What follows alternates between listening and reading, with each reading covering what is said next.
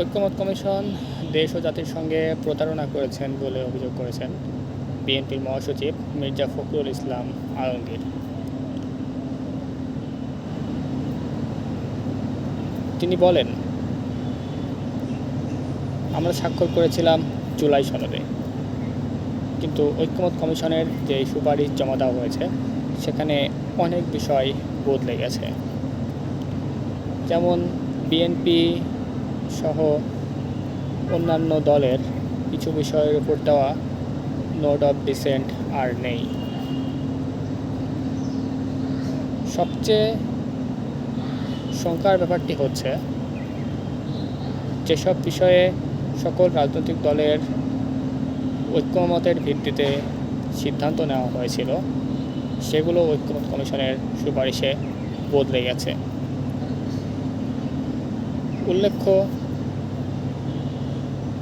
সকল রাজনৈতিক দল মিলে সিদ্ধান্ত গ্রহণ করা হয়েছিল শেখ মুজিবুর রহমানের ছবি বিভিন্ন সরকারি অফিসে টাঙানোর বিধানটি বাতিল করার ব্যাপারে,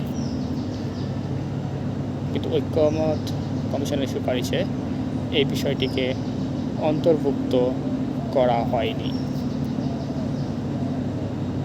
এছাড়া অনেক বিষয়ে সিদ্ধান্ত গ্রহণ করা হয়েছে যেগুলো রাজনৈতিক দলগুলোর সাথে কোনো রকমের আলোচনা ছাড়াই। যেমন পরবর্তী সংসদ 270 দিনের মধ্যে যদি সংস্কার সুপারিশগুলো নিয়ে কোনো সিদ্ধান্ত না নিতে পারে, সেটি স্বয়ংক্রিয়ভাবে সংবিধানে যুক্ত হয়ে যাবে। মূলত ঐকমত্য কমিশন ঐক্যমতের নামে শুধু অনৈক্যই সৃষ্টি করেছে। ঐকমত্য কমিশন নতুন করে কোনো প্রস্তাব যুক্ত করতে পারেননি।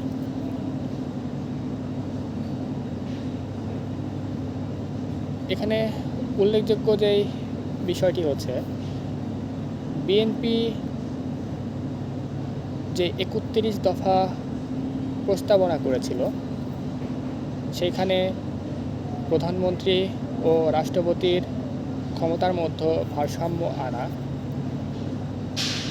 প্রধানমন্ত্রীর মেয়াদকাল 2 বছরে সীমাবদ্ধ করা